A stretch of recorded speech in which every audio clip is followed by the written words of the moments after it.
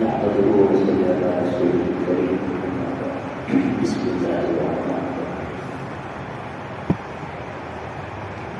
گزشتہ نشست میں غزوہ بدر کے حوالے سے کچھ اہم چیزیں اور غزوہ بدر کے اہم اسباب اور معارف کا تذکرہ کیا گیا تھا. اسی ضمن میں اسلام کا جو نظریہ جہاد ہے اس کے حوالے سے بھی بات کی گئی تھی. بنیادی طور پہ اسلام کا جو جہاد اور قتال کا نقطہ نظر ہے وہ فساد فی الارض کے خلاف ہے. زمین میں جو فساد ہے، فساد فی الارض، اس کی جو مختلف صورتیں ہیں فساد فی الارض کی، لیکن جو بنیادی تصور ہے وہ یہی ہے کہ فساد فی الارض کے خاتمے کے لیے اسلام قتال کا، جہاد کا، جنگ کا حکم دیتا ہے. غزوہ بدر کے بعد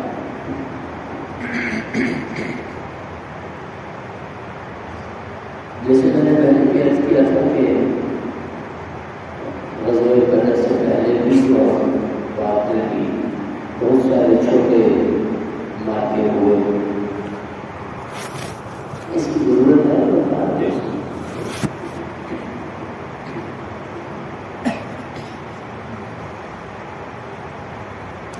پہلے بھی عرض کیا تھا کہ غزوہ بدر سے پہلے بھی اور غزوہ بدر کے بعد بھی بہت سارے مارکے ہوئے. کچھ ایسے لشکر گئے جن میں رسول اللہ صلی اللہ علیہ وآلہ وسلم خود تشریف لے گئے، اور کچھ ایسے لشکر بھی تھے جن میں رسول اللہ صلی اللہ علیہ وآلہ وسلم نے کسی دوسرے امیر کی قیادت میں کوئی لشکر روانہ فرمایا. ان میں اکثر اور بیشتر لشکر ایسے تھے کہ جن میں جنگ کی نوبت نہیں آئی. دشمن بھاگ گیا یا دشمن نے صلح کر لی لیکن جنگ کی نوبت نہیں آئی. کچھ بڑی بڑی جنگیں ہوئی جن میں سے ایک بدر کا مارکہ بھی ہے. مزید جو ہے بہت سارے ایسے واقعات بھی ہوئے کہ کچھ لوگوں کو نبی کریم صلی اللہ علیہ وآلہ وسلم نے حکم دیا اور ان کو قتل کیا گیا. ان کا کوئی تفصیلی ذکر اگلی نشست میں آئے گا. وہ اصل میں بنیادی طور پہ وہ ایسے لوگ تھے جو فساد فی الارض کے مرتکب تھے، جنہوں نے فساد فی الارض کیا ہوا تھا، زمین پہ فساد کا سبب بنے ہوئے تھے. ان میں مرد بھی تھے، عورتیں بھی تھیں. ان کے قتل کا رسول اللہ صلی اللہ علیہ وآلہ وسلم نے حکم بھی دیا تھا اور ان کو قتل کیا گیا. ان کا اگلی نشست میں کچھ ذکر آئے گا. بدر کے بعد دوسرا بڑا مارکہ غزوہ بدر سن 2 ہجری میں ہوا، اور سن 3 ہجری میں شوال المکرم میں غزوہ احد کا مارکہ پیش آیا. یہ بھی بڑی جنگ تھی اور اس میں مسلمانوں کو بہت نقصان بھی ہوا. اس کا بھی تھوڑا سا پس منظر سمجھنا ضروری ہے، اور اس میں بھی بہت سارے اسباق ہیں، بہت سارے اس میں نصیحت کے پہلو ہیں، بہت سارے سبق ہیں اس میں بھی. غزوہ بدر کے احد کے واقعے میں نبی کریم صلی اللہ علیہ وآلہ وسلم سے جب مشرکین مکہ نے شکست کھائی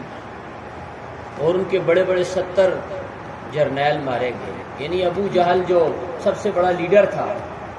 اور سیاسی بڑا قائد تھا، بڑا رہنما تھا، وہ مارا گیا. اس کے دست و بازو لوگ مارے گئے، بڑے بڑے لوگ مارے گئے، 70 بڑے بڑے لوگ مارے گئے. اب انہوں نے جا کے سر جوڑا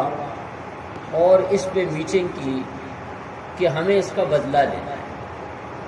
اس کے لیے فیصلہ ہوا کہ وہ قافلہ جس کو حضرت ابو سفیان بچا کر لے آئے تھے، اس قافلے میں جتنا منافع ہوا ہے، اصل سرمایہ تو سب لوگوں کا ان کو دے دیا جائے گا، لیکن جو منافع ہے وہ سارا کا سارا جنگی تیاری کے اندر لگایا جائے گا، اور بھرپور طریقے سے تیاری کر کے اگلے سال جو ہے ہم پھر محمد صلی اللہ علیہ وآلہ وسلم اور اہل مدینہ پر حملہ کریں گے. چنانچہ یہ رمضان میں بدر کا مارکہ ہوا اور اس کے بعد پھر اگلے سال شوال میں انہوں نے سال پورا تیاری کی اور اگلے سال انہوں نے 3000 کا ایک بڑا لشکر تیار کیا جس میں 700 زرہ فوج تھے جنہوں نے زریں پہنی ہوئی تھی اور مکمل اسلحے سے لیس تھے، اور اس زمانے کا جو مکمل اسلحہ تھا سر سے لے کر پاؤں تک وہ یعنی لوہے کی زروں میں بند تھے، اور ان کے پاس 200 تقریباً جو ہے گھوڑے تھے اور 1000 وہ اونٹ ساتھ لے کر آئے تھے، 3000 اونٹ لے کر آئے تھے۔ تو یہ ایک بڑا لشکر انہوں نے تیار کیا، اس میں عورتیں بھی تھیں اور بعض عورتیں شرفائے مکہ کی بھی تھیں، یعنی حضرت ابو سفیان کی بیوی ہند، بعد میں دونوں خامند بیوی یہ مسلمان ہو گئے، وہ بھی تھیں، اور بھی بہت سارے شرفاء کی بیویاں تھیں، اور ان کو اسپیشلی ساتھ اس لیے لایا گیا تھا کہ تاکہ جنگ میں بھاگنے کی نوبت نہ آئے، اور یہ وہاں پہ رستے بھر میں رجزیہ جنگی جذبے کے اور جنگی جنون کے اشعار پڑھ پڑھ کے اس لشکر کو طیش دلا رہی تھی، اور اپنے ان مرنے والوں کے جو بدر میں مارے گئے تھے ان کے ذکر کر رہی تھی اور ان کو ابھار رہی تھی کہ آج تم نے بدلے لینے ہیں۔ ادھر رسول اللہ صلی اللہ علیہ وآلہ وسلم کو ان کے چچا حضرت عباس رضی اللہ تعالیٰ عنہ جو مکہ مکرمہ میں تھے، انہوں نے خط لکھ کر اطلاع بھیجی کہ بہت بڑی تیاری انہوں نے کی ہے اور یہ آپ کے اوپر حملہ کرنے کے لیے آ رہے ہیں۔ تو نبی کریم صلی اللہ علیہ وآلہ وسلم نے پھر یہاں صحابہ سے مشاورت اور تیاری کا حکم دے دیا۔ یہاں سے آپ صلی اللہ علیہ وسلم نے پہلے 2 جاسوس بھجوائے کہ جا کے جائزہ لے کے آئیں کہ واقعتاً یہ لشکر آ رہا ہے یا نہیں آ رہا۔ جب وہ گئے تو انہوں نے واپس آ کے بتایا کہ تو بالکل ہمارے قریب پہنچا ہے، تو مدینہ طیبہ کے پاس پہنچ جائیں یہ لوگ، یعنی تھوڑے فاصلے پہ۔ تو نبی کریم صلی اللہ علیہ وسلم نے مدینہ طیبہ کے تمام راستوں پہ فوراً پہرے لگوا دیے، اور اسی طرح جو ہے وہ گشت کرنے والی کچھ ٹیمیں تشکیل دی، اور مکمل جو ہے وہ حفاظتی سسٹم جو ہے پہرے داری کا اس کو آپ صلی اللہ علیہ وآلہ وسلم نے جاری فرمایا۔ پھر دوسرا کام آپ نے یہ کیا کہ آپ نے حضرت خباب ابن منذر رضی اللہ تعالیٰ جن کے مشورے پہ بدر میں آپ ایک جگہ سے دوسری جگہ شفٹ ہوئے تھے، ان کو بھیجا کہ آپ جائیں اور جا کے یہ اندازہ لگا کے آئیں کہ وہ کتنے لوگ ہیں۔ وہ گئے، وہ چونکہ جنگی بصیرت رکھنے والے تھے، انہوں نے جا کے آ کے بالکل کریکٹ اندازہ بتایا کہ بالکل جو ہے تقریباً 3000 لوگ ہیں۔ تو آپ صلی اللہ علیہ وسلم کو آ کے بتایا گیا، تو آپ نے یہاں اعلان کیا کہ جنگ کی تیاری کریں۔ چنانچہ تیاری شروع ہو گئی۔ اس میں آپ صلی اللہ علیہ وآلہ وسلم نے ایک مشاورت بلائی، میٹنگ بلائی، اس میں مشورہ کیا کہ جنگ کے لیے کون سا طریقہ اختیار کرنا چاہیے، مدینہ طیبہ سے باہر نکل کے لڑیں یا مدینہ طیبہ کے اندر رہ کر لڑیں۔ بہت سارے لوگوں کی رائے یہ تھی کہ ہمیں مدینہ طیبہ کے اندر ہی رہ کر اپنا دفاع کرنا چاہیے، اور جو بعض جو ہے ان میں سے وہ لوگ تھے جو بدر کے معرکہ میں پیچھے رہ جانے کا ان کو افسوس تھا، کیونکہ بدر والوں کی بعد میں بڑے فضائل اللہ تعالیٰ نے بیان فرمائے قرآن میں، اور خود نبی کریم صلی اللہ علیہ وسلم نے ان کی تعریف و توصیف کی، اور یہ فرمایا کہ ان میں سے کوئی بھی جو ہے وہ جنت سے محروم نہیں ہوگا، یہ سارے جنتی ہیں، ان کو بڑی بشارتیں دی گئی۔ تو اب بہت سارے لوگوں نے کہا کہ اب ہمیں بھی موقع ملنا چاہیے اپنی شجاعت دکھانے کا، باہر نکل کے لڑنا چاہیے۔ یعنی جو نوجوان تھے ان سب کی رائے یہ تھی تقریباً کہ ہمیں مدینہ طیبہ سے باہر نکل کر میدان میں ان کے ساتھ کھلے عام لڑنا چاہیے، جبکہ بڑے بڑے لوگوں کی بعض کی رائے یہ تھی، خود رسول اللہ صلی اللہ علیہ وسلم کی رائے بھی یہ تھی کہ ہمیں مدینہ طیبہ میں ہی رہ کر لڑنا چاہیے۔ لیکن بعض صحابہ میں نے یہ رائے دی، میں انصار مدینہ مکہ مکرمہ کے جو مہاجرین تھے ان میں سے بھی تھے، حضرت مصعب بن عمیر تھے، حضرت حمزہ رضی اللہ تعالیٰ نبی کریم صلی اللہ علیہ وسلم کے چچا بھی تھے، انہوں نے کہا کہ نہیں، اگر ہم باہر نکل کے نہیں لڑیں گے تو اس کا مطلب یہ ہے کہ ہم کوئی بزدلی دکھا رہے ہیں، ہم ڈر رہے ہیں، تو ہمیں بزدلی اور ڈر نہیں دکھانا ہے، ہم نے باہر نکلنا ہے۔ تو نبی کریم صلی اللہ علیہ وسلم نے دیکھا کہ جب اکثریت جو ہے جنگجوؤں کی وہ یہ چاہتی ہے کہ باہر نکل کے لڑیں،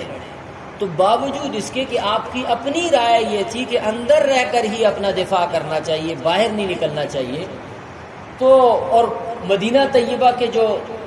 پرانے جنگی لوگ تھے انہوں نے یہ کہا تھا کہ ہمارا تو یہ تجربہ ہے کہ اگر ہم مدینہ کے اپنے شہر کے اندر رہتے ہیں تو کوئی ہمیں زیادہ نقصان نہیں پہنچا سکتا، کیونکہ پہلے تو وہ اندر داخل ہی نہیں ہو سکتا شہر میں کوئی دشمن، اگر داخل ہو جائے تو مرد گلیوں میں، راستوں میں، چوکوں چوراہوں میں لڑتے ہیں، عورتیں جو ہے وہ گھروں کی چھتوں سے پتھر پھینکتی ہیں تو دشمن بھاگ جاتا ہے، وہ مقابلہ نہیں کر سکتا۔ تو اس میں جو منافقین تھے وہ تو ویسے بھی جنگ سے ڈرتے تھے۔ مدینہ طیبہ میں ایک گروہ منافقین کا بھی تھا جو کھلے یعنی ظاہری طور پر تو یہ کہتے تھے ہم مسلمان ہیں، لیکن حقیقت میں انہوں نے اسلام کو دل سے قبول نہیں کیا تھا۔ بس یہ کہ اسلام چونکہ غالب ہو گیا تھا اور اسلام کی حکومت قائم ہو گئی تھی تو انہوں سب نے جو ہے وہ اعلان کر دیا تھا کہ ہم بھی مسلمان ہیں، اور مسلمانوں کے ساتھ شامل ہو گئے، نماز بھی سیکھ لی، مسجد میں بھی آتے تھے، اور کوئی چھوٹا موٹا لشکر ہوتا اس میں بھی شریک ہو جاتے تھے۔ ان کا رئیس اور سردار جو تھا وہ خزرج کا تھا، عبداللہ ابن ابی ابن سلول، یہ رئیس المنافقین اس کو کہا جاتا ہے۔ لیکن یہ سب لوگ بظاہر مسلمان تھے، ان پر کفر کا کوئی اطلاق نہیں ہوتا تھا۔ تو عبداللہ یہ تو کہ جنگ میں تو جانا نہیں چاہتے تھے، ظاہر ہے انہوں نے ان کے اندر کوئی جان دینے کا اور دین کے لیے اور اللہ کے لیے لڑنے کا کوئی جذبہ تو نہیں تھا، تو یہ سب اس پہ اصرار کر رہے تھے کہ نہیں جی ہمیں اندر ہی رہ کے لڑنا چاہیے، بس اپنے گھروں میں رہ کے اپنا تحفظ و دفاع کرنا چاہیے۔ لیکن نبی کریم صلی اللہ علیہ وآلہ وسلم نے نوجوانوں کی رائے پہ فیصلہ کیا اور آپ صلی اللہ علیہ وسلم نے فرمایا کہ تیاری کریں اور پھر ہم باہر نکلتے ہیں۔ آپ صلی اللہ علیہ وسلم اپنے گھر تشریف لے گئے، آپ نے زرہ پہنی اور تلوار اپنی اور اسلحہ تیار کیا، اور یہاں کچھ مہاجرین میں سے سمجھدار صحابہ انصار میں سے انہوں نے نوجوانوں کو کہنا شروع کر دیا کہ یہ آپ ٹھیک نہیں کر رہے اتنا اصرار کر کے رسول اللہ صلی اللہ علیہ وسلم، وہ اللہ کے نبی ہیں، آپ یہ کہتے ہیں کہ جیسے آپ کی رائے ہے۔ تو وہ اگر فرما دیتے کہ مدینہ میں رہیں تو مدینہ طیبہ میں رہ لیتے، اگر وہ فرماتے کہ باہر نکلو تو ہم باہر نکل کے لڑتے۔ تو آپ نے ایسے ہی اصرار کیا کہ نہیں ہم باہر نکل کے لڑیں گے۔ اتنے میں رسول اللہ صلی اللہ علیہ وسلم تشریف لائے تو سب نے عرض کیا کہ یا رسول اللہ ہم نے جو رائے دی تھی اس پہ جو ہے ہم اپنی رائے واپس لیتے ہیں، آپ اپنی مرضی سے فیصلہ کریں۔ تو نبی کریم صلی اللہ علیہ وسلم نے فرمایا کہ اب میں نے ہتھیار پہن لیے ہیں، اب میں مسلح ہو چکا ہوں، اور اللہ کے کسی نبی کے لیے یہ جائز نہیں ہے کہ جب وہ اپنے دشمن کے خلاف لڑنے کے لیے ہتھیار پہن لے تو بغیر جنگ کیے وہ ہتھیار اتار دے، یہ ہمارے لیے جائز ہے۔ اب جنگ ہوگی، اب نکلنا پڑے گا۔ چنانچہ آپ صلی اللہ علیہ وسلم نے صحابہ کو ساتھ لیا اور نکل گئے۔ مدینہ طیبہ اور احد کے درمیان میں شوط نامی ایک جگہ ہے، وہاں پہنچے تو یہ جو عبداللہ ابن ابی ابن سلول تھا، رئیس المنافقین خزرجی، اس نے اپنا ایک درمیان میں، پہلے انہوں نے یہاں سے نکلے تو انہوں نے باتیں شروع کر دی، جی ایسے یہ کوئی جنگ ہے، یہ کوئی لڑائی ہے، جنگیں بلا ایسے ہوتی ہیں، اتنا بڑا دشمن ہے اور ہم یہ تو اپنے آپ کو مارنے والی باتیں۔ اب ساتھ ساتھ جا بھی رہے اور ساتھ ساتھ کہہ رہے ہیں کہ الگ اس کو جنگ کہتے ہیں، یہ کوئی لڑائی ہے، یہ کوئی جنگ ہے۔ شوق کے مقام پہ جا کے انہوں نے کہا جی ہم نہیں جاتے۔ 300 لوگ جو ہے اس کے ساتھ تھے، جو اس لشکر میں 1000 کے لشکر میں 300 لوگ اس کے تھے۔ تو اس نے اپنے ساتھیوں کو، اپنے دوستوں کو کہا کہ نکلو بھائی ہم نہیں لڑیں گے، یہ وہاں سے واپس ہو گیا۔ تو نبی کریم صلی اللہ علیہ وآلہ وسلم نے جو صحابہ کرام تھے ان میں سے جو انصار بھی تھے، خزرجی تھے کچھ لوگ، وہ بھی کھڑے ہوئے، انہوں نے اس موقع پہ جذباتی تقریریں کی، لوگوں کو جذبات دلائے، ابھارا کہ تم کیا کر رہے ہو، اس کی باتوں میں کیوں آ رہے ہو، تمہیں اللہ اور اللہ کے رسول کے لیے لڑنا چاہیے، نکلنا چاہیے۔ بہرحال وہ 300 لوگوں کو لے کے واپس آ گئے۔ اب یہ 700 کا لشکر پیچھے باقی رہ گیا۔ اس میں گھوڑے صرف 2 تھے، یہ جو لشکر تھا ادھر 200 گھوڑے تھے اور ادھر صرف 2 گھوڑے تھے، باقی اونٹ وغیرہ اور اس طرح کا جو باقی چیزیں تھیں وہ تھیں، زریں بھی تھیں، تلواریں بھی تھیں۔ بہرحال یہ 700 کا لشکر تھا۔ وہیں تھوڑا سا آگے چل کے رسول اللہ صلی اللہ علیہ وسلم نے لشکر کا جائزہ لیا تو اس میں تقریباً جو ہے وہ 7-8 جو ہے 14 سال کے لڑکے تھے جو بالغ نہیں تھے، چھوٹی عمر کے تھے۔ آپ صلی اللہ علیہ وسلم نے کچھ 2 لڑکے ان میں سے 15 سال کے تھے، حضرت رافع ابن خدیج رضی اللہ تعالیٰ عنہ، بعد میں جلیل القدر صحابی بنے، اور حضرت سمرہ بن جندب رضی اللہ تعالیٰ عنہ، یہ 15 سال کے تھے۔ باقی کچھ 14 سال کے تھے، حضرت اسامہ بن زید اور اس طرح کے کچھ اور تھے، حضرت عبداللہ ابن عمر. تو آپ صلی اللہ علیہ وسلم نے ان سارے لڑکوں کو واپس کیا کہ یہ چھوٹے ہیں، ان کو واپس کیا. رافع ابن خدیج جو تھے یہ بڑے نشانہ باز تھے تو 15 سال کے، لیکن یہ بڑے تیر انداز اور نشانہ باز. لیکن یہاں یہ بات بھی یاد رکھیں، ذہن میں رکھیں کہ عربوں کے 15-16 سال کے اس وقت جو لڑکے تھے وہ اتنے سمجھدار، اتنے زیرک اور اتنے اعلیٰ بصیرت کے حامل لوگ تھے کہ 17-18 سال کے اسامہ بن زید جب ہوئے تو 18 سال کی ایک روایت میں کو 18 سال کے جب ہوئے تو رسول اللہ صلی اللہ علیہ وسلم نے ان کو ایک بہت بڑے عظیم الشان لشکر کا جرنیل بنا کر بھیجا. تو اسی سے اندازہ لگا لیں کہ ان کے 15-16 سال کے جو لڑکے تھے وہ اس طرح کے نہیں تھے جو ہمارے 15-16 سال کے بالکل ایسے پسپسے سے ہوتے ہیں جو کسی کام کے نہیں ہوتے. وہ ماشاءاللہ 15-16 سال کے جنگجو تھے. تو جیسے بدر میں جو ہے وہ حضرت معاذ ابن عفراء، معاذ اور معوذ رضی اللہ تعالیٰ عنہما جو دو بھائی تھے، انہوں نے ابو جہل کے لشکر پہ ابو جہل کی سواری پہ حملہ کیا تھا. ابو جہل کو گرانے میں ان کا کردار. ابو جہل 2 بچوں کے ہاتھوں مارا گیا تھا، حضرت معاذ اور حضرت معوذ رضی اللہ تعالیٰ عنہما. یہ چھوٹے چھوٹے لڑکے تھے. تو اب رسول اللہ صلی اللہ علیہ وسلم نے یہاں جب ان کا وہ کیا تو رافع ابن خدیج کے بارے میں باقی لوگوں نے بھی کہا جی کہ یہ بڑا تیر انداز ہے، اس کو واپس نہ کریں، اس کو جانے دیں. تو آپ صلی اللہ علیہ وسلم نے فرمایا کہ ٹھیک ہے چلے جائے. تو حضرت سمرہ بن جندب جو تھے انہوں نے اپنے والد کو جا کے کہا کہ ابو رافع کو اجازت مل گئی اور میں اس سے زیادہ زور والا ہوں، مجھے نہیں ملی. تو وہ رسول اللہ صلی اللہ علیہ وسلم کے پاس چلے گئے کہ یا رسول اللہ، رافع کو آپ نے اجازت دی ہے، میرا بیٹا سمرہ بھی اس کے ساتھ کا ہے، بلکہ یہ اس سے زیادہ زور والا ہے. تو سمرہ بن جندب نے رسول اللہ صلی اللہ علیہ وسلم کے سامنے کہا کہ یا رسول اللہ، اگر آپ کو یقین نہیں ہے کہ میں طاقتور ہوں یا وہ، تو آپ رافع کی میرے ساتھ کشتی کروا لیں، اگر میں اس کو گرا دوں تو پھر تو مجھے جانے دینا چاہیے. تو وہاں پہ ان کی کشتی کروائی رافع کی اور سمرہ رضی اللہ تعالیٰ عنہما کی، اور سمرہ بن جندب نے ان کو پچھاڑ لیا، گرا لیا. تو نبی کریم صلی اللہ علیہ وسلم نے فرمایا کہ چلو سمرہ کو بھی جانے دیں، کہ ان کی عمر 15 سال تھی. تو بہرحال یہاں سے آگے چلے، احد کے دامن میں جا کے آپ صلی اللہ علیہ وسلم نے وہاں جو اہل مکہ کا لشکر تھا وہ پہنچ چکا تھا. وہ اپنے گانے پہ جانے میں لگے ہوئے تھے اور اپنے شغل میں، اور ان کا یہ خیال تھا کہ اس مرتبہ ہم معاملہ صاف کر کے جائیں گے. اب وہاں آپ صلی اللہ علیہ وآلہ وسلم نے جا کر جو احد کا پہاڑ تھا اس کو اپنی پشت پہ رکھ کے اپنے لشکر کو ترتیب دیا اور صفیں بنائیں. اور حضرت عبداللہ ابن جبیر رضی اللہ تعالیٰ عنہ کی قیادت میں 50 گھوڑ سواروں کا، 50 تیر اندازوں کا ایک چھوٹا سا لشکر تیار کر کے ان کو احد پہاڑ کے اوپر آپ صلی اللہ علیہ وسلم نے تعینات کیا. آپ صلی اللہ علیہ وسلم نے فرمایا کہ ادھر سے کوئی نہیں آنا چاہیے، آپ نے اوپر سے پیچھے کی طرف سے حملہ آوروں کو روکنا ہے کہ پیچھے سے ہم پہ کوئی حملہ آور نہ ہو. ادھر تو احد پہاڑ ہے وہ ہمارا تحفظ کرے گا، پیچھے سے تم نے روکنا ہے، سامنے سے ہم دشمن سے لڑیں گے. اب اور ان کو ساتھ یہ فرمایا کہ اگر ہم جنگ میں فتح پا لیں تو آپ نے نہیں اترنا، اگر ہمارا دشمن ہم پہ غالب آ جائے تب بھی آپ نے نہیں اترنا. آپ کو نظر آئے کہ وہ ہمیں کاٹ کاٹ کے پھینک رہے ہیں پھر بھی آپ نے نہیں اترنا، آپ نے ادھر ہی رہنا ہے. اور آپ صلی اللہ علیہ وسلم نے ان کو وہاں تعینات کر کے ادھر جو ہے رسول اللہ صلی اللہ علیہ وسلم نے جو اسلامی لشکر کا جھنڈا تھا وہ حضرت مصعب بن عمیر رضی اللہ تعالیٰ عنہ کے ہاتھ میں دی، اور بعد میں وہ اسی جنگ میں شہید ہو گئے. تو حضرت مصعب بن عمیر کے بعد پھر آپ صلی اللہ علیہ وسلم نے جھنڈا حضرت علی رضی اللہ تعالیٰ عنہ کو عنایت فرمایا. اچھا یہ تھوڑا سا ذہن میں رہے کہ حضرت مصعب بن عمیر وہ ہیں جن کی دعوت پر مدینہ طیبہ میں اسلام پھیلا. سب سے پہلے جو مکہ مدینہ والے گئے تھے اور انہوں نے کہا تھا ہمارے ساتھ کچھ بندے بھیجے ہیں، پہلے 6-7 لوگ 12 لوگ گئے تھے، ان کے ساتھ ان 12 لوگوں کے ساتھ رسول اللہ صلی اللہ علیہ وسلم نے حضرت مصعب بن عمیر اور حضرت عبداللہ ابن ام مکتوم رضی اللہ تعالیٰ شروع میں ان کی تشکیل کی تھی.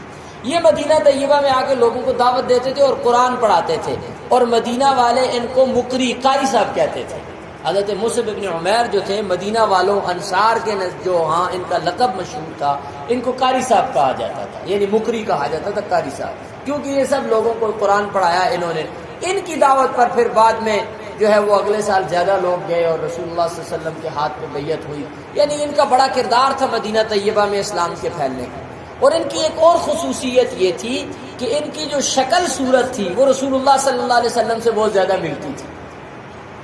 تو یہ مصعب ابن عمیر اور حضرت حمزہ رضی اللہ تعالیٰ عنہ، حضرت علی رضی اللہ تعالیٰ عنہ، یہ لوگ تھے، یہ مہاجر تھے. یہ آپ صلی اللہ علیہ وسلم کے جو لشکر تھا، لشکر اسلام، اس میں فرنٹ پہ یہ لوگ تھے. اور ادھر دوسری طرف جو مشرکین مکہ کا لشکر ہے، اس کے فرنٹ پہ کون تھا؟ حضرت خالد ابن ولید، حضرت اکرمہ بن ابی جہل، اور اسی طرح 3 لوگ اور تھے. تو یہ 5 لوگ جو تھے، جو بعد میں پانچوں کے پانچوں مسلمان ہو گئے. اس دوسری طرح جو مخالفین کا لشکر تھا، مشرکین کا لشکر تھا، اس لشکر کے اندر قیادت وہ لوگ کر رہے تھے. جنگ شروع ہوئی، اور جنگ میں جنگ سے پہلے کچھ ایسے واقعات ہوئے. آپ صلی اللہ علیہ وسلم نے اپنی تلوار نکالی، اور آپ صلی اللہ علیہ وسلم نے فرمایا کہ یہ تلوار میں اس کو دوں گا جو اس تلوار کا حق ادا کرے. تو کون ہے جو اس تلوار کا حق ادا کرے؟ حضرت ابو دجانہ رضی اللہ تعالیٰ عنہ یہ آگے آئے، اور یہ بھی رسول اللہ صلی اللہ علیہ وسلم کے لشکر کے جو فرنٹ مین لوگ تھے ان میں سے تھے.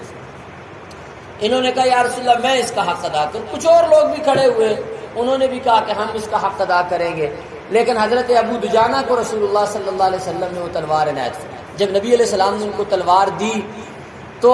بعض روایات میں کہ حضرت ابو دجانہ جو تھے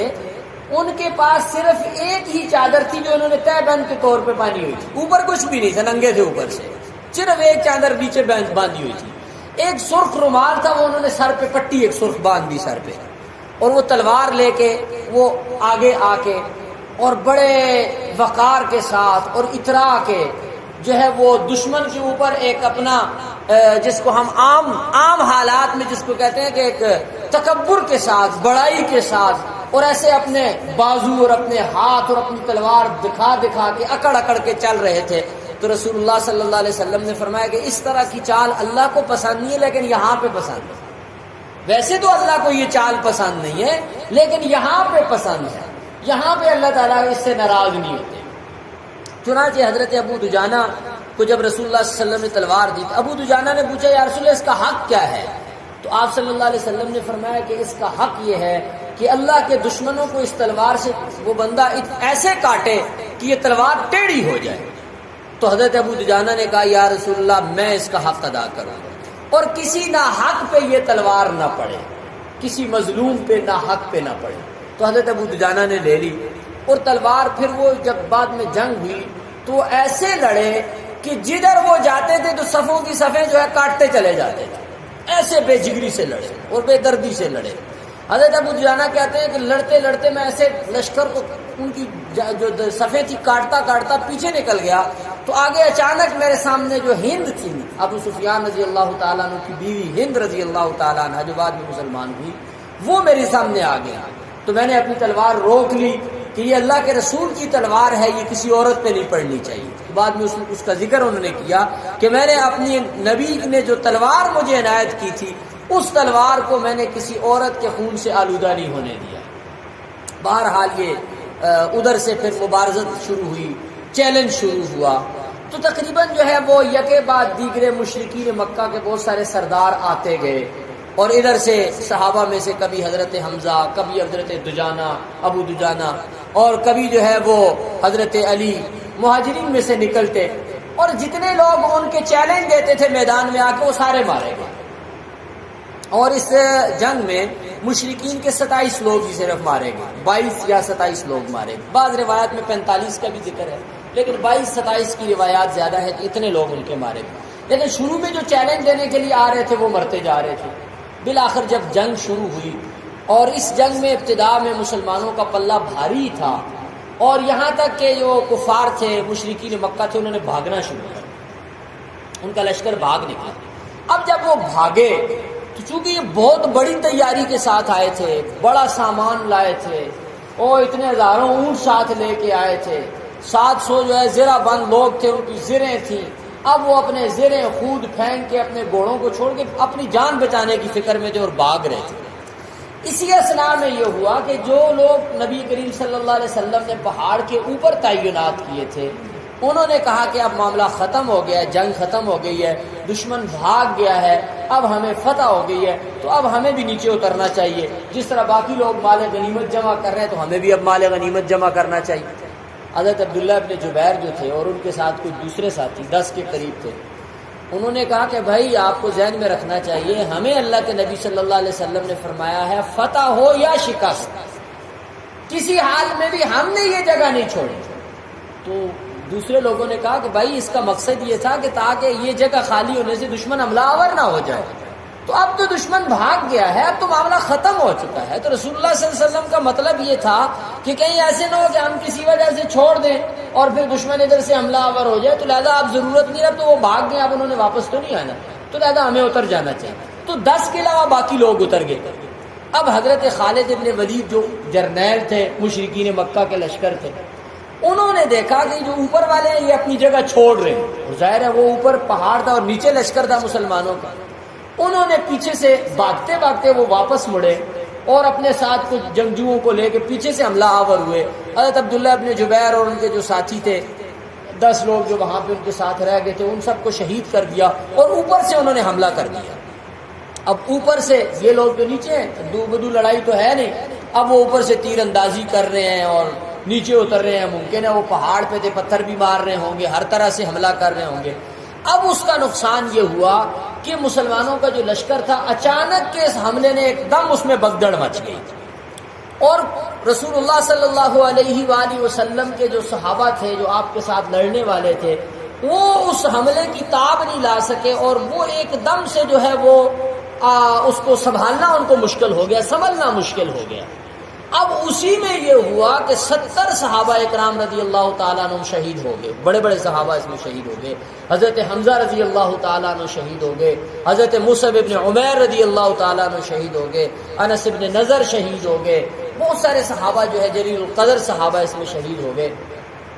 حضرت سعد ابن ربیع شہید ہو گئے، اور کئی صحابہ شہید ہو گئے، 70 صحابہ شہید ہو گئے۔ اب یہ ہوا کہ کچھ 14 کے قریب لوگ تھے جنہوں نے رسول اللہ صلی اللہ علیہ وآلہ وسلم کو اپنے محاصرے میں لے لیا، اس میں خاص طور پہ حضرت ابو دجانہ تھے، اور اسی طرح جو ہے دیگر کوئی لوگوں کے نام بھی ملتے ہیں۔ یہ وہ لوگ تھے جو رسول اللہ صلی اللہ علیہ وآلہ وسلم کے سامنے آ کر انہوں نے آپ صلی اللہ علیہ وسلم کو اس طرح اپنے حصار میں لے لیا تھا کہ دشمن کی طرف سے آنے والا ہر تیر، ہل، تلوار، وہ اپنے جسم پہ اس کو لے رہے تھے، انہیں اپنے اوپر اس کو روک رہے تھے، اور یہاں تک کہ یعنی حضرت ابو دجانہ رضی اللہ تعالیٰ، انہوں نے نبی کریم صلی اللہ علیہ وسلم کے سامنے اپنے آپ کو اس طرح سے ڈھال بنا لیا کہ کمر جو ہے انہوں نے اپنی دشمن کی طرف کر دی، اور رسول اللہ صلی اللہ علیہ وسلم کی طرف ایسے آپ کو اپنے حصار میں لے لیا، آپ کے سر مبارک کو نیچے اور اپنے آپ کو دشمن کے سامنے کر دیا۔ تو تیر آ رہے تھے تو ان کی کمر میں پیوست ہو رہے تھے، تلواریں آ رہی تھی تو ان کی کمر میں لگ گئی تھی، 50 سے زائد زخم جو ہے وہ ان کی کمر پہ لگے، لیکن وہ اپنی جگہ سے نہیں ہٹے کہ رسول اللہ صلی اللہ علیہ وآلہ وسلم کو نقصان نہ ہو جائے۔ اور اس طرح دیگر کئی صحابہ، اسی موقع پہ بعض صحابہ کرام جو ہے خود رسول اللہ صلی اللہ علیہ وسلم کے سامنے وہاں پہ آپ کی حفاظت کرتے ہوئے شہید ہوئے۔ حضرت مصعب بن عمیر رضی اللہ تعالیٰ عنہ جب شہید ہوئے تو ان کی شکل چونکہ رسول اللہ صلی اللہ علیہ وسلم سے مشابہ تھی، تو مشرکین مکہ نے یہ افواہ اڑا دی کہ رسول اللہ صلی اللہ علیہ وسلم بھی شہید ہو گئے۔ اب اس میں 2 کیفیتیں پیدا ہو گئی۔ ایک کیفیت تو یہ پیدا ہو گئی کہ کچھ صحابہ کرام میں سے ایسے تھے، انہوں نے کہا اب زندگی کا کیا فائدہ، اب تو یہی ہے کہ جب اللہ کے نبی نہیں رہے تو ہم زندہ رہ کے کیا کریں گے، لہذا لڑو۔ تو وہ تو بے جگری سے لڑنا شروع، اور کچھ غم کے مارے نڈھال ہو گئے۔ بہرحال 70 صحابہ جب شہید ہوئے تو جو اہل مکہ تھے، مشرکین تھے، انہوں نے خود ہی جنگ کو کیونکہ ظاہر ہے انہوں نے بھی لڑنا شروع کر دیا تھا آہستہ آہستہ، تو انہوں نے جنگ کو روک دیا، اور جنگ کو روک کے آہستہ آہستہ وہ میدان سے پیچھے ہٹنے لگے، کیونکہ ان کے زیادہ لوگ تو پہلے بھاگ گئے تھے، اب بھی انہوں نے آہستہ آہستہ جنگ سے پیچھے ہٹنا شروع کیا اور نکل گئے۔ نکلے جب تو پہاڑ کی چوٹی پہ چلے گئے، وہاں سے ابو سفیان نے پوچھا تم میں محمد صلی اللہ علیہ وسلم زندہ ہیں؟ اور اس میں یہ ہوا تھا کہ چونکہ نبی کریم صلی اللہ علیہ وآلہ وسلم پر یہ ابن قمیہ نامی ایک مشرک تھا، وہ بڑا پہلوان تھا ان کا، اس نے رسول اللہ صلی اللہ علیہ وسلم پہ بہت سخت حملہ کیا، اور آپ کے خود پہ اس نے تلوار کا وار کیا۔ اس کا یہ ہوا کہ خود ٹوٹا اور اس کی 2 کڑیاں آپ صلی اللہ علیہ وسلم کے دانتوں کے اندر جو ہے جبڑے کے اندر گھس گئی، اور آپ صلی اللہ علیہ وسلم کا چہرہ مبارک زخمی ہو گیا، آپ گر بھی گئے، ایک گڑا انہوں نے مشرکین نے بنایا ہوئے تھے وہاں گڑھے، کہ ان گڑھوں میں تاکہ یہ اہل ایمان جو ہے مسلمانوں کا جو لشکر ہے وہ گرے، تو اس میں آپ صلی اللہ علیہ وسلم گر گئے اور آپ شدید زخمی ہو گئے. تو بہرحال ایک عجیب کیفیت پیدا ہو گئی. تو آپ صلی اللہ علیہ وآلہ وسلم خاموش تھے، تو آپ نے فرمایا جواب نہیں دینا. پھر اس نے کہا کہ ابن ابی قحافہ زندہ ہیں یا وہ بھی مارے گئے ہیں؟ تو آپ صلی اللہ علیہ وسلم نے فرمایا کہ جواب نہیں دینا. پھر اس نے کہا ابن خطاب زندہ ہیں یا وہ بھی مارے گئے ہیں؟ تو نبی کریم صلی اللہ علیہ وسلم نے حضرت عمر کو فرمایا کہ جواب دیں. تو حضرت عمر نے کہا کہ اللہ کے دشمن، کہ تو ناکام اور نامراد ہوا ہے، یہ سب لوگ زندہ ہیں اور تیری باتیں سن رہے ہیں. تو پھر اس نے ایک نعرہ لگایا، اس نے کہا کہ ہبل زندہ باد، اعلیٰ ہبل. ہبل ان کا بڑا بت تھا اہل مکہ کا. اس نے کہا ہبل زندہ باد. تو نبی علیہ الصلوۃ والسلام نے حضرت عمر کو فرمایا کہ جواب دے. تو حضرت عمر رضی اللہ تعالیٰ عنہ نے پھر جواب میں نعرہ لگایا، اللہ اعلیٰ و اجل، اللہ بڑا ہے اور اس کی وہ بزرگی والا ہے. اس نے پھر آگے سے جواب میں ایک اور نعرہ لگایا، اس نے کہا لنا عزا ولا عزا لکم، ہمارے عزا نے آج ہماری لاج رکھ لی ہے اور تمہارا تو عزا نہیں ہے. تو نبی کریم صلی اللہ علیہ وسلم نے فرمایا کہ اس کو بتاؤ لنا مولا ولا مولا لکم، ہمارا اللہ مددگار ہے اور تمہارے پاس اللہ نہیں ہے. تو بہرحال مشرکین مکہ کا یہ جو لشکر تھا یہ پھر وہاں سے پیچھے ہٹا اور اس میں واپسی کرتے کرتے ابو سفیان نے یہ کہا کہ ہم جا رہے ہیں، بس یہ وہ بدر کا ہم نے بدلہ دینا تھا، یہ برابر سرابر کام ہو گیا ہے. تو اس نے کہا کہ یہ بدر کے بدلے میں ہو گیا جو کچھ تمہارا نقصان ہوا ہے. تو اب یہ نکلتے چلا گیا. اس نے کہا اگلے سال پھر آئیں گے، ہم اگلے سال بدر میں پھر ملاقات ہوگی، بدر میں ہی ہم آئیں گے اگلے سال. ابو سفیان نے کہا. اب یہ جب یہاں سے نکلے تو رسول اللہ صلی اللہ علیہ وسلم نے پھر صحابہ کو جمع کیا اور ان کو فرمایا کہ جو ہمارے اہل ایمان ہیں، مسلمانوں کی جو شہید ہیں، ان شہداء کو جمع کیا جائے، ان کی لاشوں کو دیکھا جائے. ان کو دیکھا گیا. آپ صلی اللہ علیہ وسلم نے مختلف صحابہ کرام کے بارے میں پوچھا. انہیں آپ نے پوچھا کہ سعد ابن ربیع کا پتہ کرو، وہ کدھر ہے؟ تو ایک صحابی دوڑے گئے، انہوں نے تلاش کیا تو جا کے دیکھا کہ حضرت سعد ابن ربیع آخری سانسوں پہ تھے، زخمی تھے، آخری سانسیں لے رہے. تو آپ صلی اللہ علیہ وسلم کا پیغام ان کو پہنچایا صحابی نے کہ آپ کا پوچھ رہے ہیں رسول اللہ صلی اللہ علیہ وسلم. تو انہوں نے کہا کہ میری تو آخری سانسیں ہیں، رسول اللہ صلی اللہ علیہ وسلم کو میرا سلام کہنا اور میری طرف سے آپ کو یہ کہنا کہ یا رسول اللہ تعالیٰ آپ کو ہماری طرف سے وہ بدلے دے جو کسی بھی نبی کو اس کی امت کی طرف سے ملنا ممکن ہے. اللہ آپ کو ان تمام بدلوں سے اچھا بدلہ ہماری طرف سے. اور پھر ساتھ ہی ان کو کہا کہ میری قوم کو میرا یہ پیغام دے دینا کہ اگر تم میں سے کسی ایک آدمی کے اندر ایک ذرہ برابر بھی زندگی ہو اور رسول اللہ صلی اللہ علیہ وسلم کو تکلیف پہنچ جائے تو ایسی زندگی سے تمہارے لیے مرنا ہی بہتر ہے، تم اللہ کو پھر جواب دہی نہیں کر سکو گے. یہ کہا اور اس کے ساتھ ہی وہ شہید ہو گئے. اور اسی طرح پھر باقی صحابہ کرام کی جو شہداء تھے ان کو جمع کیا گیا، قبریں تیار کی گئی، ان کے وہاں دفن کا انتظام کیا. ایک ہی قبر میں دو لوگوں کو دفن کیا گیا. سب سے زیادہ جو ہے حضرت حمزہ رضی اللہ تعالیٰ عنہ جو تھے ان کی لاش کا مسئلہ ہوا تھا، ان کے ناک کان کاٹ دیے تھے مشرکین مکہ نے. اور اس میں ایک روایت ہے، وہ اس کی تھوڑی سی وضاحت کرنا ضروری ہے. مشہور ایک قصہ ہے کہ جو ہند تھی حضرت ابو سفیان کی اہلیہ، انہوں نے حضرت حمزہ رضی اللہ تعالیٰ عنہ کا کلیجہ نکلوا کے چبوایا تھا. حضرت حمزہ رضی اللہ تعالیٰ عنہ کو شہید کرنے والے جو تھے حضرت واشی ابن حرب تھے جو بعد میں مسلمان ہو گئے. تو انہوں نے شہید کیا تھا حضرت حمزہ رضی اللہ تعالیٰ عنہ. بعد میں پھر ان کا چونکہ انہوں نے اور بھی بہت سارے جو ہمارے مسلمانوں کے شہداء تھے صحابہ کرام کے، ان کی لاشوں کے مسئلے کی مطلب انہوں نے ناک کان کاٹے، ان کے اعضاء کاٹ دیے جاتے جاتے. تو ابو سفیان نے اس وقت حضرت عمر رضی اللہ تعالیٰ عنہ سے جب بات چیت ہو رہی تھی تو اس نے یہ کہا تھا کہ مجھے افسوس ہوا ہے جو لاشوں کو کاٹا گیا ہے، ہم اس کے حق میں نہیں تھے. مارا تو جاتا ہے لیکن اس طرح کاٹنے کے حق میں نہیں تھا. نہ میں نے ان کو کہا تھا کہ یہ کرو اور نہ میں نے منع کیا، نہ میں اس پہ خوش ہوں. تو یہ نہیں ہونا چاہیے تھا، جو اس طرح لاشوں کو کاٹا گیا ہے اس کے حق میں نہیں تھا. یہ بات اس نے بھی کہی جاتے جاتے حضرت سفیان رضی اللہ تعالیٰ عنہ. بہرحال آپ صلی اللہ علیہ وسلم نے صحابہ کرام کی ان شہداء کو، ان میتوں کو جمع کیا. دو روایتیں ہیں، جنازہ پڑھا گیا، ایک روایت یہ کہ جنازہ بھی آپ صلی اللہ علیہ وسلم نے نہیں. دو طرح کی روایتیں ہیں. اسی لیے ہمارے فقہا کی بھی دو رائے. ایک رائے امام شافعی رحمۃ اللہ علیہ کی ہے، وہ کہتے ہیں کہ جو معرکہ میں، میدان جہاد میں، میدان قتال میں شہید ہوگا اس کو غسل بھی نہیں دیا جائے گا اس کا کفن بھی تبدیل نہیں کیا جائے گا، اس میں جنازہ بھی نہیں پڑھا جائے گا، اسی خون کے ساتھ، اسی وردی، اسی لباس میں اس کو دفن کر دیا جائے گا۔ اور دوسرا جو ہے وہ ہمارے حنفی فقہا کی رائے ہے، وہ کہتے ہیں کہ جنازہ پڑھا جائے گا، یعنی دفن تو اسی لباس میں کیا جائے گا جس لباس میں وہ ہے، کفن وغیرہ غسل شہید کو نہیں دیا جائے گا۔ جو معرکہ میں شہید ہوا ہے، میدان جنگ میں شہید ہوا ہے، اس کا غسل اور کفن نہیں ہے، وہ اسی طرح رہے گا، بس اس کے اوپر جنازہ پڑھ کے اس کو دفنا دیا جائے گا۔ تو یہ دونوں روایتیں ہیں کہ نبی کریم صلی اللہ علیہ وسلم نے وہاں احد میں شہداء کے جنازے پڑھے، اور دوسری روایت یہ ہے کہ جنازے نہیں پڑھے گے بلکہ بغیر جنازوں کے دفن کی۔ اسی وجہ سے فقہا کی بھی دو رائے آ گئی۔ اور اس موقع پہ کچھ چیزیں سامنے آئیں۔ حضرت مصعب بن عمیر رضی اللہ تعالیٰ عنہ کا ہم نے ذکر کیا تھا، یہ بڑے شہزادے تھے اور بڑے امیر گھرانے کے تھے۔ پھر آپ صلی اللہ علیہ وسلم پر ایمان لائے تو خاندان والوں نے لباس بھی اتار لیا تھا، اور پھر مدینہ طیبہ میں آپ صلی اللہ علیہ وسلم نے بھیج دیا۔ یہاں مدینہ والوں کو انہوں نے قرآن پڑھایا، اور مدینہ والے بے شمار لوگ ان کی وجہ سے مسلمان ہوئے۔ اب جب یہ شہید ہوئے تو ان کے پاس چونکہ علیحدہ سے کفن تو نہیں دیے گئے تھے، ان کی اپنی جو چادریں تھیں ان میں جب ان کو کفن دیا گیا تو اگر چادر جو ہے وہ سر کی طرف کرتے تھے تو پاؤں ننگا ہو جاتا تھا، پاؤں کی طرف کرتے تھے تو سر ننگا ہو جاتا تھا۔ تو نبی کریم صلی اللہ علیہ وسلم سے عرض کیا گیا کہ چادر کفن کی چھوٹی ہے، تو آپ صلی اللہ علیہ وسلم نے فرمایا کہ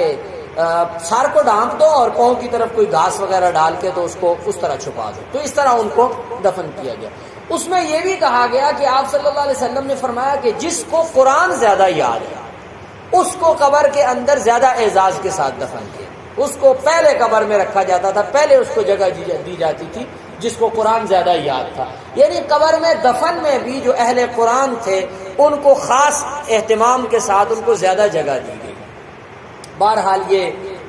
دفن وغیرہ کا مرحلہ ختم ہوا، آپ صلی اللہ علیہ وسلم صحابہ کو لے کے مدینہ طیبہ میں آئے، تو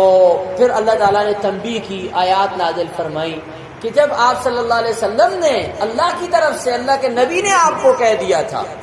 تو اللہ کے نبی صلی اللہ علیہ وآلہ وسلم نے جب تمہیں کہہ دیا تھا کہ وہاں اس جگہ کو نہیں چھوڑنا،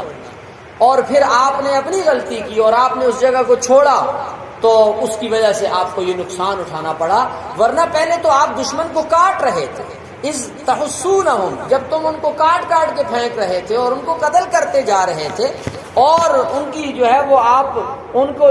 جنگ میں پچھاڑتے چلے جا رہے تھے، پھر آپ نے خود ہی غلطی کی اور آپ جو ہے وہ اپنی رائے سے مال غنیمت کی طرف آگے اور وہ جگہ آپ نے چھوڑ دی، تو پھر آپ کو اتنے بڑے نقصان کا سامنا کرنا پڑا۔ تو بہرحال اس جنگ میں بہت ساری جو ہے نقصان بھی ہوا، لیکن یہ بات کہ شکست نہیں ہوئی، اس لیے کہ جو مسلمان تھے وہ تو وہیں رہے، میدان تو اہل مکہ چھوڑ کے گئے، یعنی جنگ انہوں نے خود ختم کی، اور جنگ ختم کر کے وہ چلے گئے، انہوں نے کہا اگلے سال ہم آئیں گے تو یہ جنگ کا حساب پھر ہم برابر کریں۔ تو جب وہ چلے گئے، رسول اللہ صلی اللہ علیہ وسلم رات کو صحابہ کو لے کے واپس مدینہ طیبہ میں آئے، زخمی ہیں سارے، بے تحاشا زخمی ہیں، اور اب جو منافقین تھے انہوں نے کہا کہ دیکھا ہم نے نہیں کہا تھا، قرآن میں اس کا ذکر ہے کہ ہم نے نہیں کہا تھا کہ نہ جاؤ مارے جاؤ گے، دیکھا ہم نہیں گئے تو ہم بچ گئے۔ تو اسی پہ اللہ تعالیٰ نے فرمایا کہ جو لوگ اللہ کے راستے میں مرے ہیں، شہید ہوئے ہیں، وَلَا تَقُولُوا لِمَن يُقْتَلُ فِي سَبِيلِ اللَّهِ أَمْوَاتٌ بَلْ أَحْيَاءٌ وَلَكِن لَّا تَشْعُرُونَ، جو لوگ اللہ کے راستے میں شہید ہوئے وہ مرے نہیں ہیں، وہ تو زندہ ہیں، تمہیں اس کا شعور نہیں، تو ان کو مردہ مت کہو۔ تو بہرحال منافقین نے اس پہ پروپیگنڈا بھی کیا۔ رات گزری، صبح کو آپ صلی اللہ علیہ وسلم نے اعلان کیا کہ جو لوگ کل احد میں ہمارے ساتھ تھے صرف وہ لوگ آئے، زخمی آئے جس حالت میں بھی ہیں وہ لوگ آئیں اور لازمی آئیں، ہم نے مشرکین مکہ کے لشکر کا پیچھا کرنا ہے، تعاقب کرنا ہے۔ تو لہذا یہ زخمی لوگ، کسی کو جو ہے 10 پٹیاں ہوئی ہیں، کسی کو 5 پٹیاں ہوئی ہیں، کوئی کہاں سے باندھا ہوا ہے، کچھ کہاں سے باندھا ہوا ہے، یہ اس زخمی حالت میں فوراً رسول اللہ صلی اللہ علیہ وسلم کی دعوت پر لبیک کہتے ہوئے جمع ہوئے، اور آپ صلی اللہ علیہ وسلم ان کو لے کر پھر نکلے ان کے تعاقب میں، اور حمراء الاسد نامی ایک جگہ میں آپ صلی اللہ علیہ وسلم پہنچے، وہاں جا کے آپ نے پڑاؤ ڈالا، رات ہو گئی، تو رات کو وہاں ایک بڑی آگ، آپ نے فرمایا بڑی آگ جلاؤ، بڑی آگ جلائی گئی جس سے پتہ چلتا تھا کہ بہت بڑا لشکر ہے۔ تو ایک مشرک جو ہے معبد الخدائی وہ وہاں سے گزرا اور یہاں مسلمانوں کے پاس تھوڑی دیر کھڑا ہوا، بات چیت کی، آگے چلا گیا۔ آگے گیا تو ابھی جو ابو سفیان کا قافلہ تھا وہ بھی آگے جا کے کھڑے ہو گئے، ان کو اطلاع ملی کہ آ رہے ہیں تو آگے کھڑے ہو گئے۔ یا وہ آگے جا کے یہ مشورہ کر رہے تھے کہ ہم تو ایسے ہی چھوڑ کے آگے ہیں، وہ تو رستے میں پڑے ہوئے تھے، تو ہم نے خواہ مخواہ جنگ ختم کی، ہم نے جنگ کا فیصلہ نہیں کیا، تو فیصلہ کیے بغیر ہم آگے، کیونکہ بدر میں تو وہ بھاگ کے گئے تھے۔ اب اس میں یہ ہوا تھا کہ ان کو اندازہ تھا کہ نقصان زیادہ مسلمانوں کا ہوا ہے، لیکن وہ خود میدان چھوڑ کے چلے گئے تھے۔ اب آگے جا کے ان کو احساس ہوا کہ ہم میدان چھوڑ کے آگے ہیں تو ہمیں تو واپس جانا چاہیے، ان کو مارنا چاہیے، ان کو بھگانا چاہیے تاکہ مکمل فتح ہمارے حق میں ہو جائے۔ اور ادھر اللہ تعالیٰ کے حکم سے رسول اللہ صلی اللہ علیہ وآلہ وسلم بھی، اللہ نے آپ کے دل میں یہ بات ڈالی، آپ بھی نکل آئے تھے۔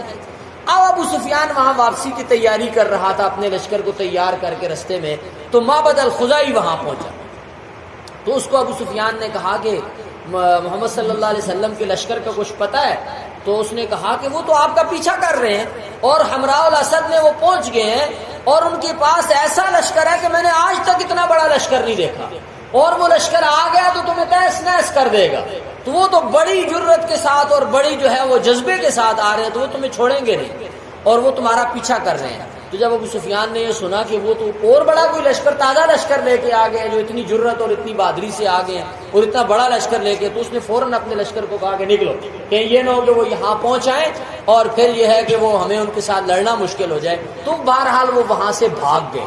تو اس میں یہ بات تو واضح ہو جاتی ہے کہ فتح اس میں بھی اہل ایمان کی ہوئی تھی، احد میں بھی فتح جو ہے مسلمانوں کی ہوئی تھی، کیونکہ مسلمان نہ لشکر میدان سے بھاگے،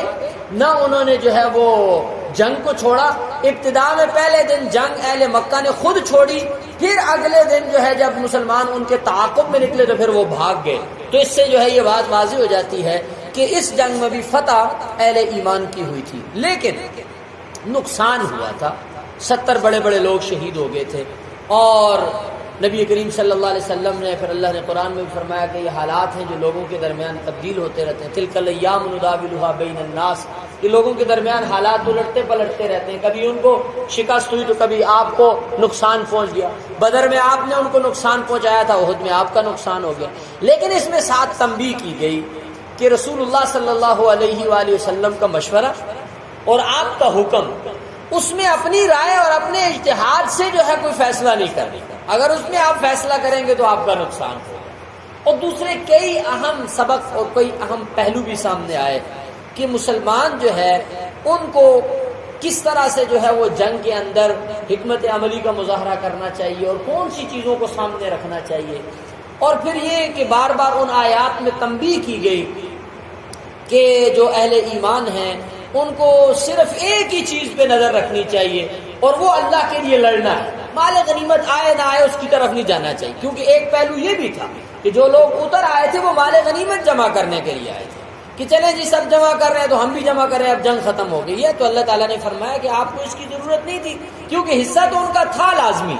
مال غنیمت تو سب میں تقسیم ہونا تھا، یہ تو نہیں کہ جس نے جتنا لے لیا اتنا اس کا، تو وہ تو برابر حصہ سب کو ملنا تھا۔ لیکن وہ یہ کہ جب اب جنگ ختم ہو گئی ہے تو اس کو جمع کرنے کے لیے اتر آئے تھے، تو اللہ تعالیٰ نے اس میں بھی تنبیہ فرمائی کہ آپ کو اس کی طرف نہیں آنا چاہیے تھا، آپ کو ضرورت ہی نہیں تھی۔ جب اللہ کے نبی نے فرما دیا تھا کہ کسی حال میں آپ نے یہ جگہ نہیں چھوڑنی، تو آپ نے وہ جگہ کیوں چھوڑی؟ آپ کو ہر حال میں وہی رہنا چاہیے۔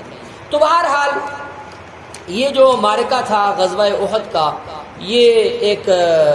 بڑا زبردست قسم کا معرکہ تھا، لیکن اس میں بہت سارے ایسے لوگ جو مشرکین مکہ کی طرف سے سرکردہ تھے اس معرکہ میں، وہ بعد میں پھر سارے ہی مسلمان ہیں۔ حضرت ابو سفیان اس لشکر کے سربراہ تھے، جرنیل تھے، وہ بھی مسلمان ہو گئے، ان کی بیوی اس میں شامل تھی حضرت ہند، وہ بھی مسلمان ہو گئی، حضرت خالد ابن ولید مسلمان ہو گئے، اور اسی طرح جو ہے وہ حضرت اکرمہ بن ابی جہل رضی اللہ تعالیٰ عنہ، جو ابو جہل کے بیٹے تھے اکرمہ، وہ بھی بعد میں مسلمان ہو گئے اور جلیل القدر اور مخلص صحابہ میں سے بنے۔ اور پھر حضرت خالد ابن ولید نے اسلام کے لیے بے تحاشا جو ہے وہ کارنامے سر انجام دیے۔ تو بہت سارے ایسے لوگ جو مشرکین مکہ کی طرف سے اس لشکر میں احد کے معرکے میں سر فہرست تھے، جرنیل اور بنیادی جو ہے وہ فرنٹ مین جو لوگ تھے ان کا کردار ادا کر رہے تھے، وہ اللہ تعالیٰ نے پھر ان کو اسلام کی دولت سے مالا مال کر دیا اور وہ مسلمان ہو گئے، اور پھر انہوں نے اسلام کے لیے کارنامے سر انجام دیے۔ اچھا، یہاں ایک اور چیز جو بہت اہم ہے اس موقع پہ جو سمجھنے کی بھی ہے کہ جب رسول اللہ صلی اللہ علیہ وآلہ وسلم کے ساتھ یہ عبداللہ ابن ابی اور ان کے ساتھی ساتھ چھوڑ گئے، واپس چلے گئے، تو اب تو یہ ظاہر ہو گیا تھا کہ انہوں نے رسول اللہ صلی اللہ علیہ وسلم کے حکم سے بھی نافرمانی بظاہر کر لی، منافقین تھے یہ. لیکن آپ صلی اللہ علیہ وآلہ وسلم نے ان کو مدینہ طیبہ سے نکالا نہیں، ان کو قتل نہیں کیا، تھے وہ منافق. یا تھوڑی سی یہ بات سمجھنی چاہیے، نبی کریم صلی اللہ علیہ وآلہ وسلم کو کچھ منافقین کے بارے میں، بلکہ اکثر منافقین کے بارے میں اللہ کی طرف سے بتا دیا گیا. بھائی نام آپ صلی اللہ علیہ وآلہ وسلم منافقین کو جانتے تھے کہ یہ منافق ہے. اور آپ صلی اللہ علیہ وآلہ وسلم نے حضرت حذیفہ بن یمان رضی اللہ تعالیٰ عنہ، یہ ان کے والد حضرت یمان، یہ بھی اسی جنگ میں مسلمانوں کی طرف سے شریک تھے احد میں، اور وہ مسلمانوں کے ہاتھوں ہی مارے گئے، اپنے لوگوں کے ہاتھوں مارے گئے. وہ اس طرح ہوا کہ ایک جگہ پہ جب یہ لڑ رہے تھے تو وہ اس طرح سے وہاں گھیرے میں آ گئے جیسے باقی کفار کے لوگ آ گئے تھے تو وہ بھی ان میں بیچ میں آ گئے تھے.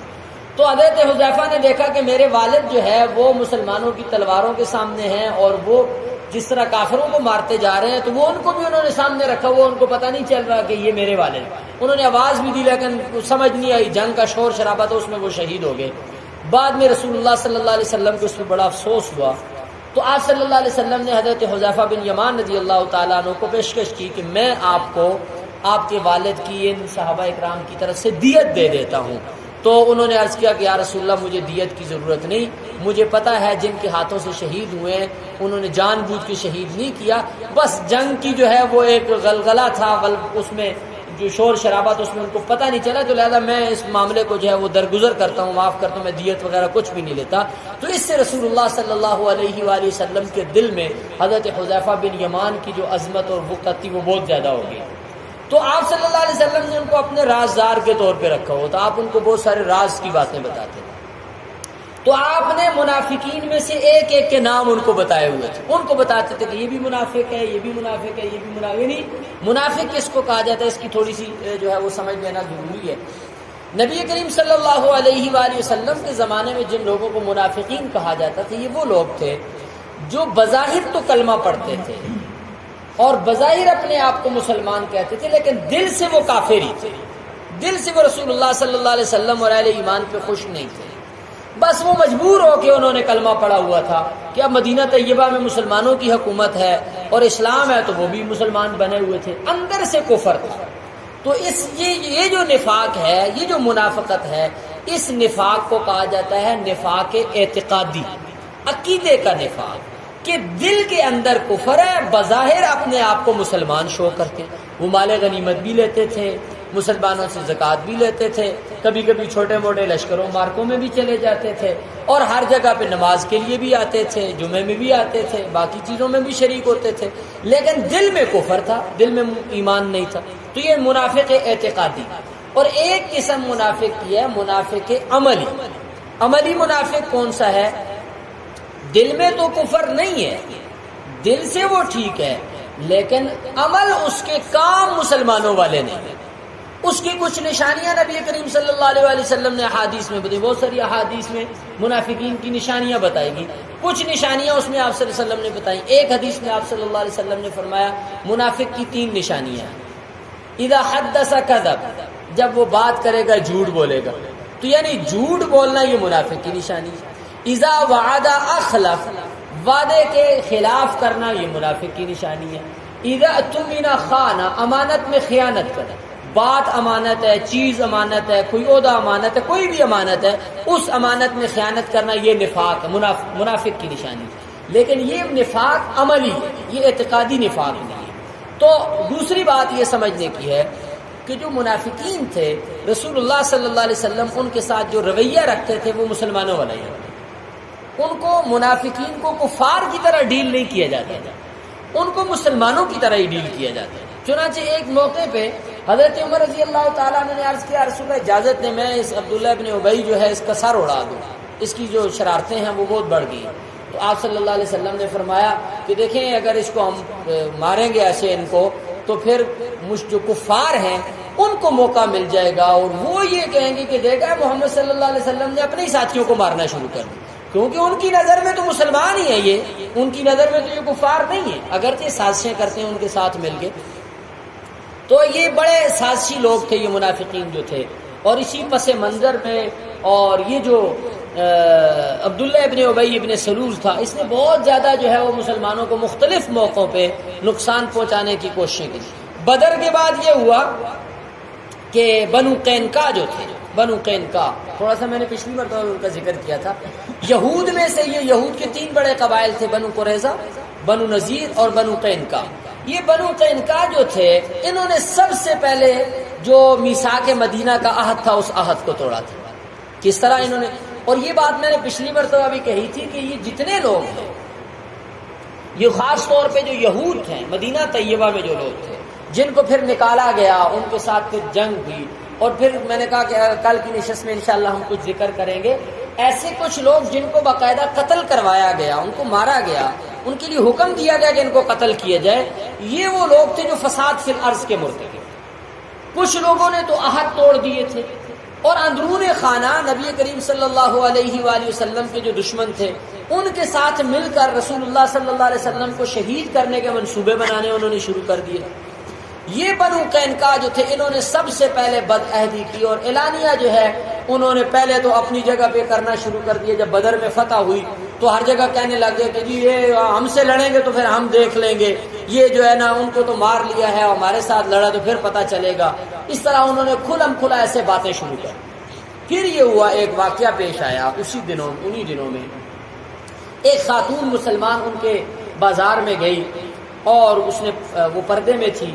تو انہوں نے جو ہے اس کو چھیڑ چھاڑ کرنا شروع کر دیا۔ وہ مسلمان مومنہ خاتون تھی، چھیڑ چھاڑ اس کو کرنا شروع کر دیا۔ جس دکان میں وہ گئی تھی اس دکان میں جو ان کے یہودیوں کے لڑکے تھے وہ چھیڑ چھاڑ کر رہے تھے اس کے ساتھ، اور یہاں تک کہ انہوں نے سازش سے ایسے کیا کہ اس کا جو چادر تھی اس چادر کو کسی کپڑے کے ساتھ باندھا، اور جب وہ اٹھی تو اس کی وہ چادر کھنچ کے اتر گئی، اور جس سے اس کا کوئی جسم بھی جو ہے وہ ظاہر ہو گیا۔ اور ایک مسلمان وہاں پہ تھا، اس مسلمان نے دیکھا تو اس کو غیرت آ گئی، اس نے یہودیوں کے ساتھ لڑائی کی، اس یہودی کو مار دیا، قتل کر دیا۔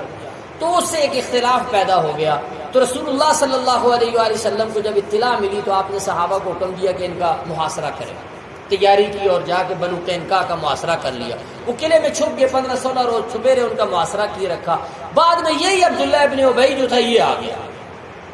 اس نے آ کے کہا جی بس آپ ان کو چھوڑ دیں، یہ کریں، بڑی منتیں سماجتیں کی۔ اور یہ چونکہ خزرج کے بڑے لوگوں میں سے تھا، قبیلہ خزرج کے سرداروں میں سے بڑے لوگوں میں سے تھا، اس نے آ کے بڑی منتیں سماجتیں کر کر کے رسول اللہ صلی اللہ علیہ وسلم کو تیار کر لیا، اور آپ صلی اللہ علیہ وسلم نے پھر ان کی جان بخش دی۔ ورنہ یہ کہ انہوں نے غداری کی تھی، بدعہدی کی تھی، تو اس کی سزا موت تھی، لیکن آپ صلی اللہ علیہ وسلم نے اس کی وجہ سے کہ یہ بار بار اصرار کر رہا تھا کہ آپ چھوڑ دیں، اصل میں یہ بھی ان کے ساتھ ملا ہوا ہے اور ان کے ساتھ مل کے یہ سازشیں کرتا تھا، تو آپ صلی اللہ علیہ وسلم نے اس کی وجہ سے ان کو پھر جلا وطن تو کر دیا، وہاں سے نکال دیا، لیکن ان کو قتل نہیں کیا، چھوڑ دیا گیا، معاف کر دیا گیا ان کو۔ تو جب ان کو نکال دیا گیا، معاف کر دیا گیا، تو کچھ خزرج کے باقی مسلمان بھی تھے، ان کے بھی ظاہر ہے معاہدے تھے، ان کے ساتھ تعلقات تھے، ایگریمنٹس ہوئے تھے، انہوں نے پھر اعلانیہ ان ایگریمنٹس کو ختم کیا کہ آج کے بعد ہمارا ان کے ساتھ کوئی واسطہ تعلق نہیں ہے۔ اسی موقع پہ اللہ تعالیٰ نے پھر اسی پس منظر میں یہ آیت بھی نازل فرمائی، لا يتخذ المؤمنون الکافرین اولیاء من دون المؤمنین، کہ جو ایمان والے ہیں ان کے لیے جو ہے یہ مناسب نہیں ہے کہ وہ کسی کافر کو دلی دوست بنائے، ایمان والوں کو چھوڑ کے کافروں کے لیے دوستی کا ان کے پاس کوئی وہ جگہ اور کوئی گنجائش نہیں۔ اچھا، یہ احد میں جب ایسے شدید حالات پیدا ہوئے تو کچھ لوگوں نے یہ مشورہ دیا کہ یا رسول اللہ ہمارا تو بنو قریظہ اور بنو نذیر کے ساتھ معاہدہ بھی ہے، تو اب یہ بھی طے تھا کہ باہر سے دشمن آئے گا تو سب مل کے لڑیں گے، تو کیوں نہ ہم ان کو کہیں کہ اب موقع ہے لڑو ہمارے ساتھ مل کے۔ تو آپ صلی اللہ علیہ وسلم نے فرمایا کہ نہیں، ہم ان کو نہیں کہتے، ہم کسی مشرک کے خلاف مشرک سے مدد نہیں لیں گے، مشرکین سے ہم خود ہی لڑیں گے، ہم ان سے مدد نہیں لیتے۔ تو آپ صلی اللہ علیہ وآلہ وسلم نے پھر ان کی مدد نہیں لی تھی، بنو قریظہ اور بنو نذیر۔ تو بہرحال یہ احد کا جو مارکا تھا اس میں اور بھی بہت سارے واقعات ہوئے، یعنی بڑے دل خراش واقعات بھی تھے، اور جرت کے اور بہادری کے عجیب و غریب قسم کے جو ہے وہ واقعات بھی ہیں جو انسان کی ایمانی کیفیات کو بھی تازہ کرتے ہیں۔ جیسے میں نے کہا کہ صحابہ کرام جو ہے وہ ایسے آپ صلی اللہ علیہ وسلم کے سامنے جو ہے وہ حصار بنا کے کھڑے ہو گئے کہ تیر آ رہے ہیں، تلواریں آ رہی ہیں، کچھ بھی آ رہا ہے وہ اپنے جسم پہ لے رہے ہیں، اور آپ صلی اللہ علیہ وسلم کے سامنے گر گر کے شہید ہو رہے ہیں، لیکن آپ صلی اللہ علیہ وسلم تک جو ہے وہ دشمن کو نہیں پہنچنے دے رہے۔ تو اس طرح کے واقعات جو ایمانی حمیت اور غیرت کو جھنجھوڑنے والے ہیں وہ بھی ہیں، اور صحابہ کرام کی شہادتوں کے دل خراش واقعات بھی ہیں، بہت سارے اس میں اسباق بھی ہیں۔ نبی کریم صلی اللہ علیہ وسلم کی اتباع کے حوالے سے، آپ صلی اللہ علیہ وسلم کی مشاورت کے حوالے سے، یہ ساری چیزیں جو ہے نبی کریم صلی اللہ علیہ وسلم کی سیرت سے ہمارے سامنے بہت سارے اسباق کو، بہت سارے اہم جو ہے وہ نصیحت کے پہلوؤں کو سامنے کرتے ہیں۔ اللہ تعالیٰ سیرت کے ان واقعات سے ہمیں سیکھنے اور اللہ تعالیٰ ہمیں سیرت طیبہ پر عمل کرنے کی توفیق عطا فرمائے۔